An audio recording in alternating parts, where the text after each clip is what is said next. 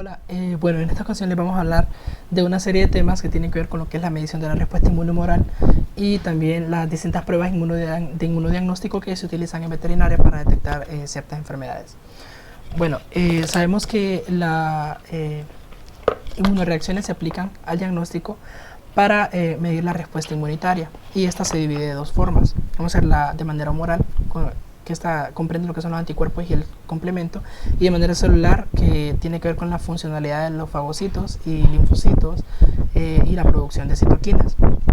Bueno, tenemos que tener en cuenta ciertos conceptos, y bueno, sabemos que la medición de las interacciones antígeno-anticuerpo, a esto se le va a llamar serología, y para esto tenemos ciertas pruebas o técnicas que tienen que ver con la medición de esto, y estas se van a dividir de tres maneras. Pues tenemos lo que son las pruebas de unión primaria, que miden directamente la unión antígeno-anticuerpo, y tenemos también las pruebas de unión secundaria, que miden los cambios físicos de las interacciones antígeno-anticuerpo tras la formación del inmunocomplejo, y tenemos lo que es las pruebas terciarias, que miden el efecto protector real de la respuesta inmunitaria en el animal. Y estas se van a clasificar, como les dije, de tres formas.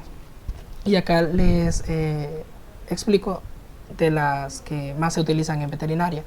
Pues en cuanto a las pruebas de unión primaria, tenemos lo que es la radioinmunoanálisis. Tenemos el análisis de inmunofluorescencia, el análisis inmunoenzimático, dispositivos de inmunoanálisis desechables, sistemas de marcadores de anticuerpos, y tenemos la citometría de flujo. En cuanto a las pruebas de unión secundaria, tenemos las pruebas de precipitación, titulación de anticuerpos, aglutinación, hemaglutinación vírica y su inhibición, fijación del complemento, y tenemos las pruebas de unión terciaria, que esta es la anafilaxia cutánea pasiva, que esta no se utiliza mucho, pero en el caso de las pruebas de tuberculina en los bovinos sí se utiliza en veterinaria. Pero acá nos vamos a enfocar más que todo en las pruebas de unión primaria y pues secundaria. La inmunidad celular, como les dije, de manera en que se dividía la inmunidad, pues la inmunidad celular específica es mediada por las células T, y los defectos que afectan a estos linfocitos justifican las deficiencias inmunes más severas, debido a lo que la producción de los anticuerpos requiere la función intacta de las células T. La mayoría de las alteraciones de las células T llevan a inmunodeficiencias combinadas, celular y humoral.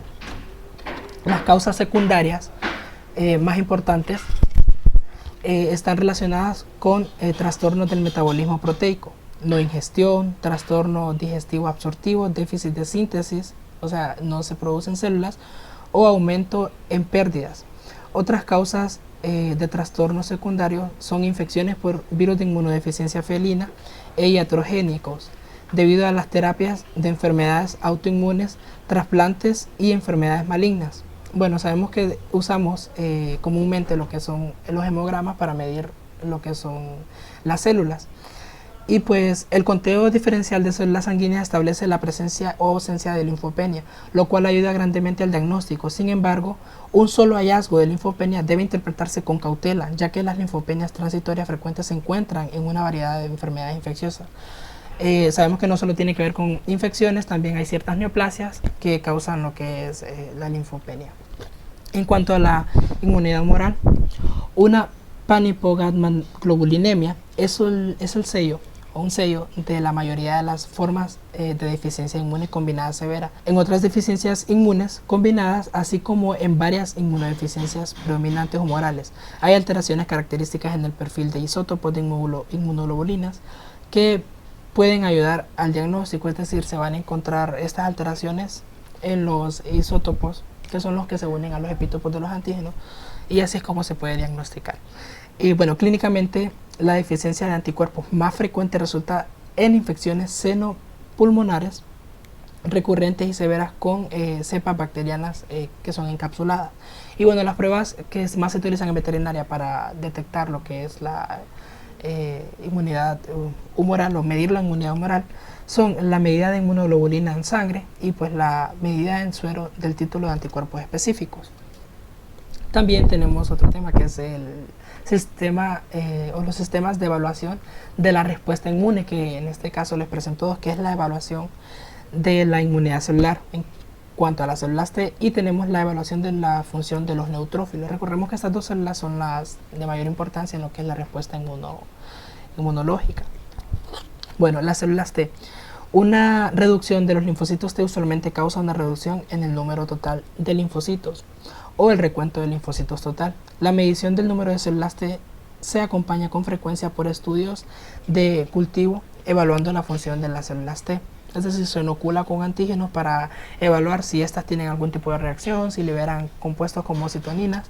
Y bueno, esto se hace con la evaluación de la habilidad de las células T para responder a los diferentes tipos de estímulos, incluyendo los mitógenos. Bueno, los mitógenos son factores que actúan en el ciclo celular estimulando la división celular y también pueden estimular la proliferación de muchos tipos celulares o ser específicos. Como les mencionaba, estos ayudan a lo que es la proliferación de células T y así es como se mide que las células T en realidad están funcionando. La respuesta de células T a estos variados estímulos puede medirse observando si las células T se dividen y crecen, llamándose esto así proliferación, o si producen químicos llamados citoninas, como el interferón en este caso, como ejemplo. En cuanto a la evaluación de la funcionalidad de los neutrófilos, bueno, la evaluación de laboratorio de los neutrófilos inicia en la obtención de una serie de recuento de glóbulos blancos, como sus siglas en inglés lo dice, que es WBC, con diferenciales. El recuento de glóbulos blancos y el diferencial determinarán si hay una disminución en el recuento absoluto de neutrófilos. En este caso se le llamaría neutropenia. Este es el hallazgo normal de laboratorio más común cuando el paciente se presenta con una historia clínica que sugiere una inmunidad de neutrófilos defectuosa. Ya vamos a hablar acerca de en qué caso puede ocurrir esto. Usualmente es necesario más de un conteo sanguíneo completo y diferenciales para diagnosticar los problemas en los neutrófilos. Bueno, acá les presento un caso. Una revisión cuidadosa de la sangre es importante para detectar enfermedades que están asociadas con anormalidades en la estructura de los neutrófilos o, como se ve bajo el microscopio, un nivel elevado de inmunoglobulina IgE también puede sugerir el diagnóstico del síndrome de Joe, o como se le conoce también el síndrome de Hipper, junto con otras características clínicas que están asociadas con este síndrome. Y bueno, si estas pruebas iniciales del número de neutrófilos fueron normales, las pruebas deberán enfocarse entonces en dos posibles inmunodeficiencias. Es decir, no hay disminución de neutrófilos, pero estos a nivel de microscopio tienen alteraciones morfológicas. Entonces hay que enfocarse en estas dos inmunodeficiencias, como ser la enfermedad granulomatosa crónica o la deficiencia de adhesión leucocitaria. Estos dos trastornos tienen números normales o elevados de neutrófilos, y cada uno de estos trastornos tiene características distintivas que pueden ayudar a dirigir apropiadamente a la evaluación, a llegar a un correcto diagnóstico. En cuanto a las aplicaciones diagnósticas de las pruebas inmunológicas, es evidente que la presencia de anticuerpos frente a un microorganismo específico en el suero de un animal indica la exposición previa a un epítopo presente en ese microorganismo. Sin embargo, no demuestra que exista la infección o que cualquier enfermedad concurrente realmente esté causando por el microorganismo en cuestión. Y bueno, en este caso Tizard nos muestra el ejemplo como que en algunos caballos se pueden encontrar en muestras individuales lo que son anticuerpos para Salmonella tripinomio.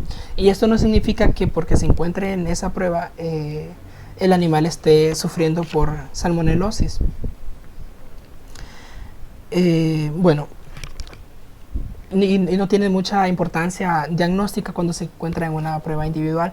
Solo si al menos 2 muestras de suero tomadas con una diferencia de 1 a 3 semanas presentan una diferencia de al menos 4 veces de aumento en el título, puede hacerse el diagnóstico. Es decir, si se hacen más pruebas con el tiempo y hay aumento del título de este microorganismo, pues ahí sí ya se puede determinar un diagnóstico.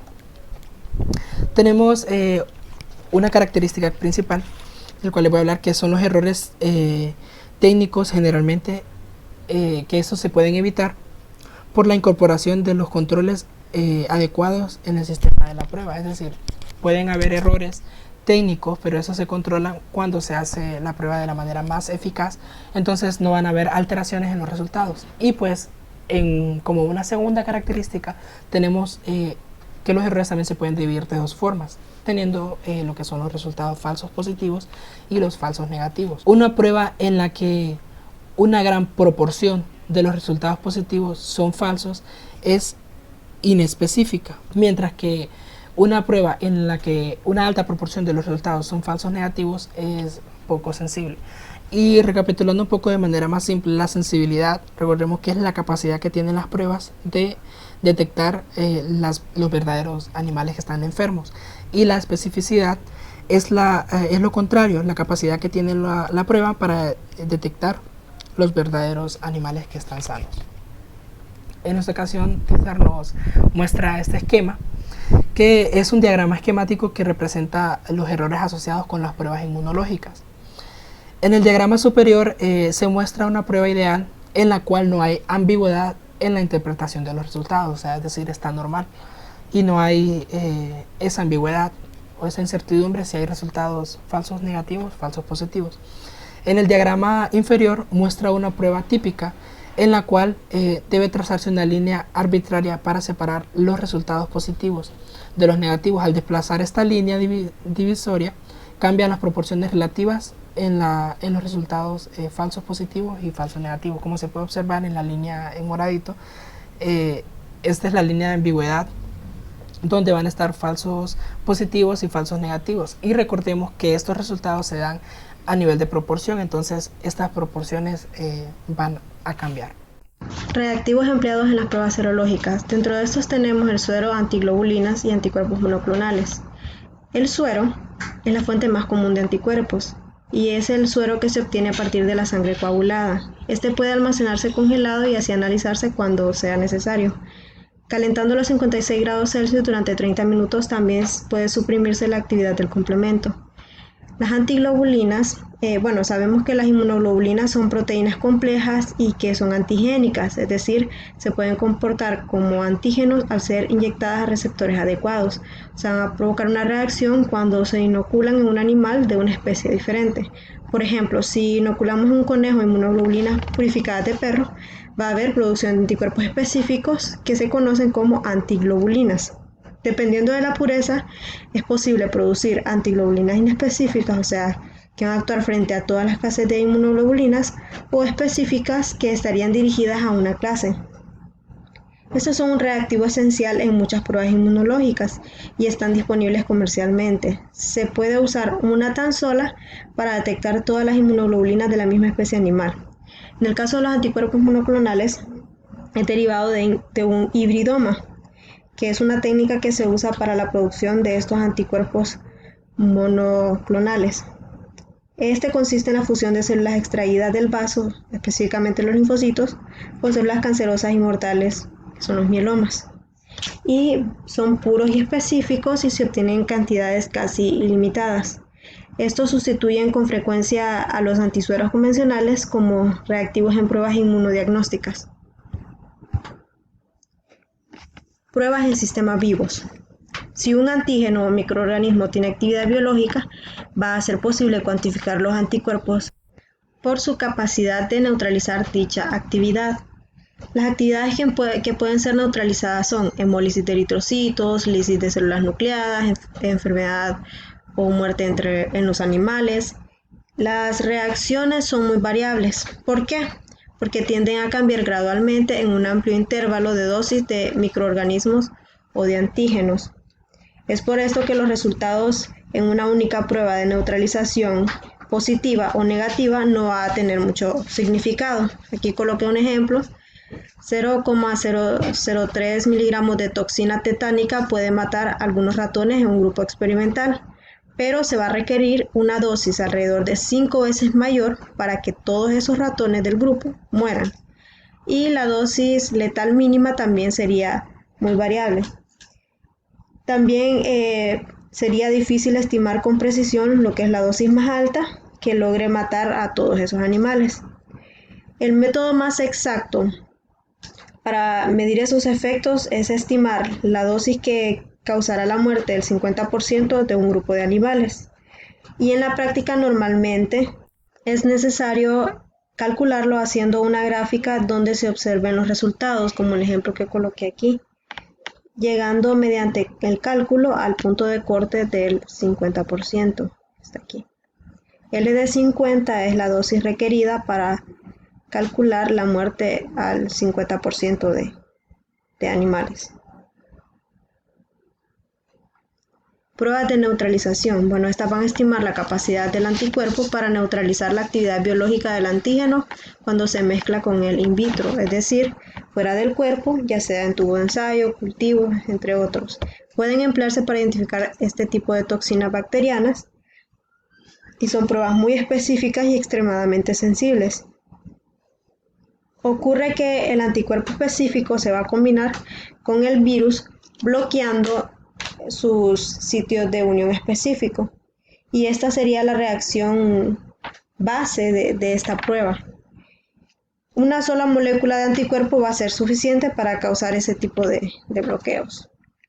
¿Para qué se emplean? Bueno, para la identificación de virus desconocidos y para la cuantificación de anticuerpos antivíricos específicos. Luego tenemos las pruebas de protección, que es una forma de prueba de neutralización, pero totalmente in vivo. Estas van a estar sujetas a una gran variación experimental debido a las diferencias entre los animales. ¿Como cuáles? Bueno, susceptibilidad a la infección, velocidad de absorción del suero, la vida media de la inmunoglobulina administrada de forma pasiva. Y al igual que la prueba anterior, se deben emplear un gran número de animales y la dosis de antígeno de la prueba de provocación debe estandarizarse con mucho cuidado. Se usará una dosis de microorganismos o de toxinas que contengan un valor conocido de estos dos, LD50 o de ID50. El efecto protector de un antisuero se puede expresar en PD50, que es lo que se requiere para proteger al 50% de los animales. Bien, la validez de las pruebas diagnósticas evaluadas se miden por medio de estos dos parámetros, la sensibilidad y la especificidad. La sensibilidad es la capacidad de un método para detectar positivos, es decir, es la probabilidad de que un animal realmente enfermo sea detectado como tal por la técnica utilizada. En el caso de la especificidad, esta es la capacidad para detectar los negativos y va a evitar resultados falsos negativos. En otras palabras, es la probabilidad de que un animal realmente sano sea detectado como tal. Aquí coloqué una tabla en donde la sensibilidad serán los verdaderos positivos y si se divide entre el total de enfermos se va a obtener el porcentaje de sensibilidad. En el caso de la especificidad va a ser o serán los verdaderos negativos que divididos entre el total de sanos nos dará el porcentaje de especificidad. Entrando a los perfiles inmunológicos, estos son estudios serológicos seriados realizados en una explotación para conocer su perfil inmunológico y sanitario. Estos se encargan de detección de los anticuerpos circulantes mediante cualquiera de las técnicas inmunitarias para obtener información sobre la situación inmunitaria de la población. También permiten conocer la situación sanitaria de la explotación y así elegir el mejor momento para vacunar y prevenir entrada de enfermedades. Este se aplica fundamentalmente en explotaciones porcinas. El monitoreo inmunológico es el proceso sistemático de vigilancia de vital importancia para identificar y valorar la presencia o riesgo de aparición de una enfermedad, haciendo uso de las pruebas serológicas. Por ejemplo, tenemos la brucelosis, que como sabemos es una enfermedad infectocontagiosa, en donde para llevar un mayor control se utilizan pruebas como ELISA indirecta, Rosa de Bengala, entre otras. Por ejemplo, con la ELISA indirecta se pueden obtener lo que son los negativos y los positivos. Y si resultan positivos, pues se somete a otra prueba. Esto mayormente se realiza en hembras y machos que estén listos para lo que es la reproducción. Bueno, buenas, a mí me toca hablar sobre lo que son las técnicas de inmunodiagnóstico y lo que son las pruebas de unión primaria.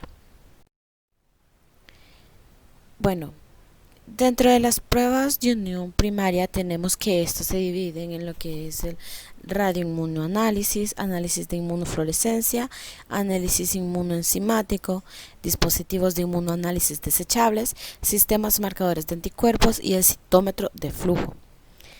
Sabemos que las pruebas de unión primaria se realizan permitiendo que el antígeno y el anticuerpo se combinen y midiendo después los inmunocomplejos formados. Para ello, uno de los reactivos debe marcarse químicamente.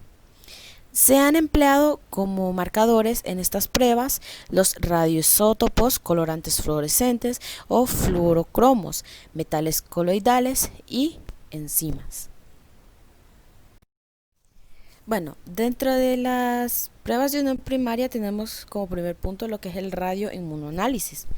Y dice que los ensayos que utilizan radioisótopos como marcadores tienen la ventaja de ser extremadamente sensibles.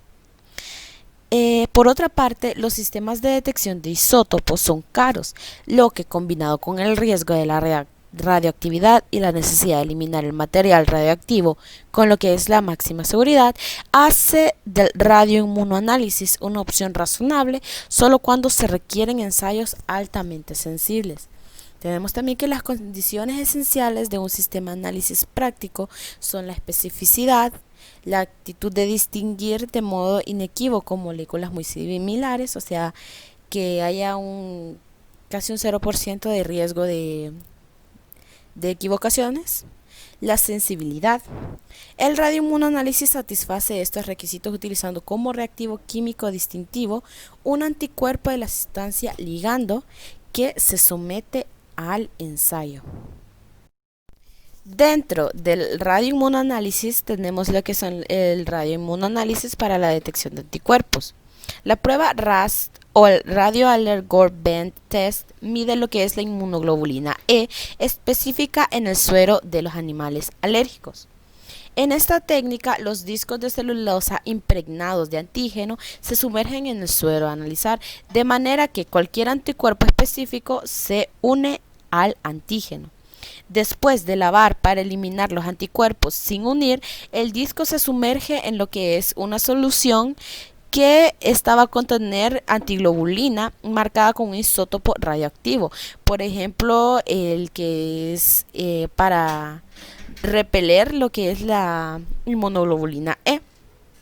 La antiglobulina se une al disco solo si la inmunoglobulina E se ha unido al antígeno. Por tanto, la cantidad de radioactividad que emite el disco es una medida de nivel de actividad del anticuerpo de la inmunoglobulina E específico de lo que es el suero. Bueno, seguimos con la radioinmunoanálisis y ahora tenemos el radioinmunoanálisis para detectar lo que es el antígeno. Los inmunoanálisis competitivos se basan en lo que es el principio de que un antígeno no marcado desplazará al antígeno no radiomarcado de los inmunocomplejos. Como se puede apreciar en la imagen, que el principio que se aplica lo que es el principio del radioinmunoanálisis competitivo. El antígeno no marcado en la solución problema desplaza lo que es el antígeno marcado de los inmunocomplejos. Y la cantidad de antígeno marcado que se libera será proporcional a la cantidad de antígeno no marcado que se añade.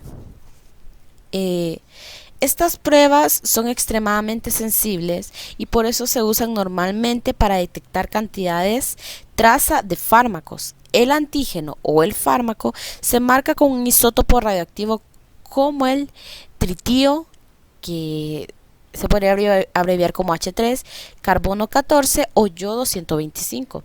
Cuando el antígeno radiomarcado se mezcla con su anticuerpo específico, se combinan para lo que es formar inmunocomplejos que pueden precipitarse y extraer de la solución. Y cualquier radioactividad que quede en el sobrante es debida al antígeno sin unir.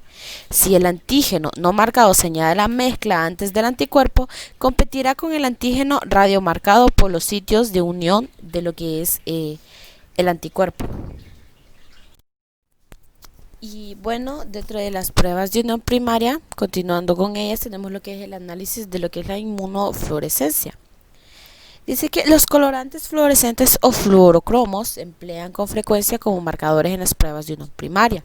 El más importante de ellos es el isotioclatano de fluoresceína, que se abreviaría como FIT, un compuesto amarillo que puede unirse químicamente a los anticuerpos sin afectar su reactividad. Cuando se le aplica lo que es una luz ultravioleta invisible o una luz azul a 290 y 15 nanómetros, el FIT reemite una luz visible de color verde brillante a 525 nanómetros. Este se puede ver con facilidad utilizando lo que es un microscopio de fluorescencia. Los anticuerpos marcados con FIT se usan en las pruebas de inmunofluorescencia directa e indirecta. Bueno, y ahora seguimos con lo que es la prueba de inmunofluorescencia directa. Estas pruebas se emplean para identificar la presencia de un antígeno en una muestra de tejido. El anticuerpo dirigido frente a un antígeno específico, como una bacteria o virus, se marca primero con FIT, como tenemos en la imagen que está a la izquierda.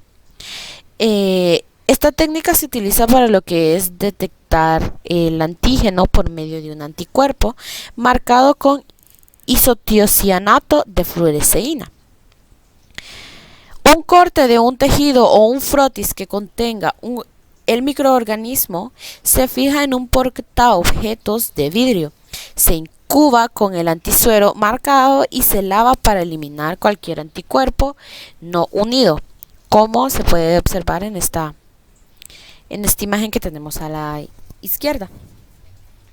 Cuando se examina con iluminación de campo oscuro en un microscopio con una luz ultravioleta, el microorganismo al que se une el anticuerpo marcado presentará un brillo fluorescente. Esta prueba puede identificar la presencia de lo que es un número bajo de bacterias en una muestra.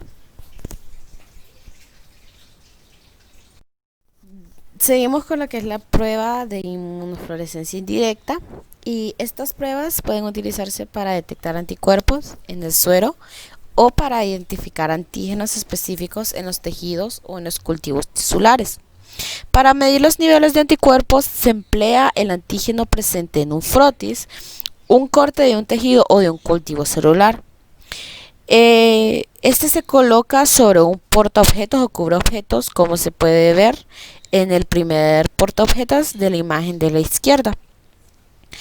Este se incuba con el suero sospechoso de contener anticuerpos frente a ese antígeno. Después se lava el suero, quedando solo los anticuerpos específicos unidos al antígeno. Como podemos ver en el portaobjetos número 2 de la imagen, ya está lavado y solo quedan los anticuerpos específicos unidos a lo que es el antígeno. Estos anticuerpos unidos se observan incubando el frotis con antiglobulina marcada con FIT, como pueden observar ya en el portaobjetos número 3. Cuando se retira la antiglobulina marcada sin unir mediante lavado y se examina el portaobjetos, la presencia de fluorescencia indica que hay anticuerpos en el suero analizado. Como pueden ver, se tornó el portaobjetos número 3 se tornó de una coloración verde fluorescente, indicando que hay anticuerpos en el suero que se está estudiando. La prueba de inmunofluorescencia indirecta tiene dos ventajas sobre la técnica directa. La fluorescencia será considerablemente más brillante que la prueba directa, ya que varias moléculas de antiglobulinas marcadas pueden unirse a cada molécula de anticuerpo. Asimismo, también se pueden determinar la clase de anticuerpo específico si se utilizan antiglobulinas específicas para cada clase de inmunoglobulinas. Seguimos con lo que es el inmunoanálisis de fluorescencia de partículas. Los análisis de inmunofluorescencia pueden automatizarse y cuantificarse mediante el inmunoanálisis de lo que son partículas. Por ejemplo, es posible mezclar partículas submicrométricas de poliestireno recubiertas con antígeno con el suero a analizar. Después de la incubación, se recuperan las partículas por filtración al vacío, se lavan para eliminar el anticuerpo sin unir y se incuban con una antiglobulina fluorescente. Después de filtrar de nuevo la suspensión y de lavarla para eliminar la antiglobulina sin unir, se coloca la suspensión de partículas en un espectrofluoridímetro y se mide la intensidad de fluorescencia unida a las partículas. Esto proporciona una medida del nivel de anticuerpos en el suero problema. Continuamos con lo que es el análisis inmunoenzimático. Y entre las pruebas más importantes del inmunoanálisis empleadas en medicina veterinaria está el análisis de inmunoabsorción ligado a lo que es enzimas o como se le conoce la prueba de ELISA. Al igual que otras pruebas de unión primaria, el ELISA puede emplearse para detectar y medir tanto anticuerpos como antígenos. Vamos con las pruebas de ELISA en microplaca. La forma más común de ELISA se utiliza para detectar y cuantificar anticuerpos específicos. Para realizar esta técnica, primero se llenan los pocillos de las microplacas de poliestireno con una solución de antígeno. Como se tiene en la imagen de la izquierda, que el pocillo está recubierto con antígeno antes del análisis. Debido a que las proteínas se unen firmemente a las superficies del poliestireno, los pocillos quedan recubiertos o tapizados con una capa de antígeno después de que el antígeno sin unir se haya eliminado por un lavado enérgico. Como podemos ver en el pocillo número 2, que dice que la adición del suero a analizar se unen los anticuerpos. Estas placas antigenadas pueden almacenarse hasta que se necesiten. El suero a analizar se añade a los pocillos de manera que los anticuerpos específicos del suero se unirán a la capa del antígeno. Después de incubar y lavar para eliminar los anticuerpos sin unir, la presencia de anticuerpos unidos se detecta por la adición de una solución que contiene una antiglobulina ligada químicamente a una enzima. Como puede ver en el pocillo número 3 que dice adición de la antiglobulina marcada. Esta antiglobulina marcada se unirá al anticuerpo y después de la incubación y el lavado se detecta y se mide al añadir una solución que contiene el sustrato de la enzima. Como lo pueden ver ya en el pocillo número 4, que es la adición del sustrato de la enzima. La enzima y el sustrato se seleccionan para asegurar que se desarrolla un producto coloreado en el pocillo. Por tanto, la intensidad de color que se desarrolla es proporcional a la cantidad de anticuerpos presentes en el suero analizado. La cantidad de color se puede estimar a simple vista o preferiblemente mediante un espectrofotómetro, como se puede observar ya en el último pocillo, que ya comienza el proceso del cambio de color. Bueno, y una modificación de esta técnica es el ELISA tipo sándwich, que anticuerpos que se emplean para detectar y cuantificar un antígeno específico. Bueno, continuando, tenemos ahora lo que es la Western blot, que es una prueba de unión primaria que se divide en 3 etapas, que es la electroforesis, el bolting o transferencia y visualizar antígenos, los antígenos transferidos. La primera etapa consiste en la electroforesis de la mezcla de proteínas en un gel, de tal forma que cada componente se separa del resto en una banda única. La segunda etapa implica el bolting o transferencia de estas bandas de proteínas a una membrana de nitrocelulosa de inmovilización. Esto se logra colocando la membrana en la parte superior del gel y colocando ambas entre esponjas saturadas con tampón. Este sándwich de membrana gel se apoya entre 2 hojas de plástico rígido y se humedece con un tampón amortiguador. Entonces se hace pasar una corriente eléctrica entre las esponjas y las bandas de proteínas se transfieren desde el gel a la membrana sin pérdida de resolución. En la tercera etapa se usa un análisis inmunoenzimático o un radioinmunoanálisis para visualizar los antígenos transferidos. Cuando se utiliza un enzimo inmunoanálisis, primero se incuba la membrana con el antisuero específico. Después del lavado se añade la solución de antiglobulina marcada con una enzima. Tras eliminar por el lavado la antiglobulina no unida, se añade el sustrato desarrollándose color en las bandas donde el anticuerpo se ha unido al antígeno. Y cuando se emplea una antiglobulina marcada con un isótopo radioactivo, debe hacerse una autorradiografía y la banda marcada se identifica por el oscurecimiento de la emisión fotográfica. El Western blot se usa para identificar antígenos importantes en microorganismos complejos o en lo que es parásitos. Bueno, ahora continuamos con lo que es la inmunohistoquímica. Y se pueden utilizar inmunoglobulinas o antiglobulinas conjugadas con enzimas para localizar antígenos específicos en cortes de tejidos. De estas enzimas, la más empleada es la peroxidasa de rábano picante. Las técnicas se realizan de forma similar a los análisis de inmunofluorescencia. Así, en la prueba de la inmunoperoxidasa directa, el corte del tejido se trata con lo que es el anticuerpo marcado con una enzima, y después de lavar se incuba con una solución de sustrato apropiado de la enzima. El anticuerpo unido se detecta por el desarrollo de un depósito de color marrón en el sitio de unión de lo que es el anticuerpo. Ahora vamos con lo que son los dispositivos de inmunoanálisis desechables. En los últimos años se han desarrollado inmunoanálisis sencillos que pueden emplearse en la clínica o en la consulta y que pueden proporcionar resultados en unos minutos. Estos análisis simplemente proporcionan todos los reactivos necesarios en exceso y la muestra a analizar se convierte en el factor limitante. La mayoría de los dispositivos desechables emplean esta forma de análisis porque el exceso de reactivos hace innecesaria la medición exacta de la muestra. Ejemplos de este tipo son las pruebas de la inmunofiltración y de la inmunofiltración, ¿verdad? Bueno, hablando ya de los dispositivos desechables, de inmunoanálisis desechables, tenemos lo que es la inmunofiltración. Los dispositivos de filtro de membrana o de flujo utilizan un anticuerpo de captura inmovilizado en un filtro de membrana.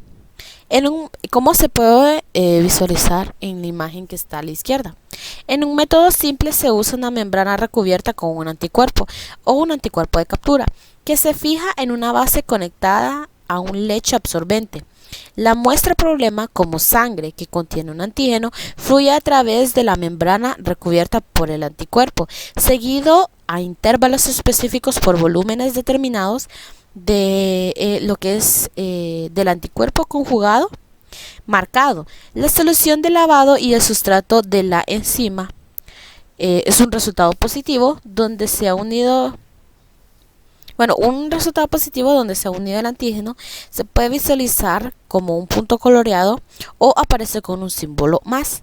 En esta prueba, el área de la señal negativa está formada por material que se une al conjugado enzimático o por la enzima fijada a la matriz. La otra franja, donde aparece el símbolo más, está formada por el anticuerpo de captura unido a lo que es a la matriz. En una modificación que permite el uso de sangre entera, se incluye un sistema de dilución para solubilizar la sangre o un prefiltro para eliminar las células.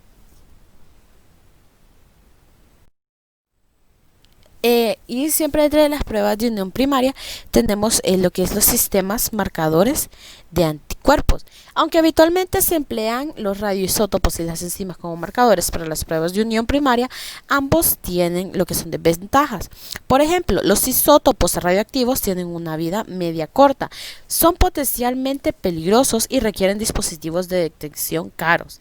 Las enzimas, aunque son estables y relativamente baratas, son moléculas grandes que pueden inhibir la actividad del anticuerpo o perder su actividad enzimática en el proceso de unión con las antiglobulinas. Una alternativa es el empleo de la biotina, una pequeña molécula, y de su proteína de unión específica, la adividina. La biotina puede unirse a proteínas sin afectar su actividad biológica, y la avidina se une con fuerza y específicamente a la biotina y puede conjugarse con enzimas. Las enzimas más utilizadas en las pruebas ELISA incluyen la fosfatasa alcalina, la peroxidasa de rábano picante y la B-galactosidasa.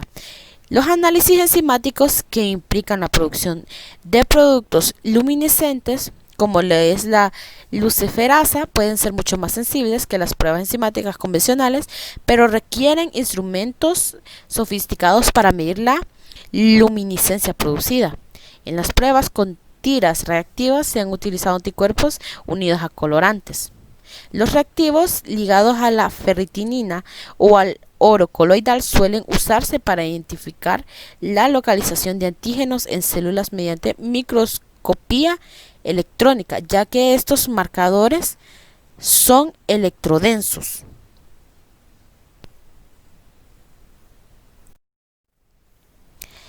Y para finalizar lo que son las pruebas de unión primaria, tenemos lo que es el citómetro de flujo. Debido a la importancia de identificar los fenotipos de las células inmunes, se han dedicado considerables esfuerzos a desarrollar métodos rápidos de identificación de los antígenos de lo que es la superficie celular.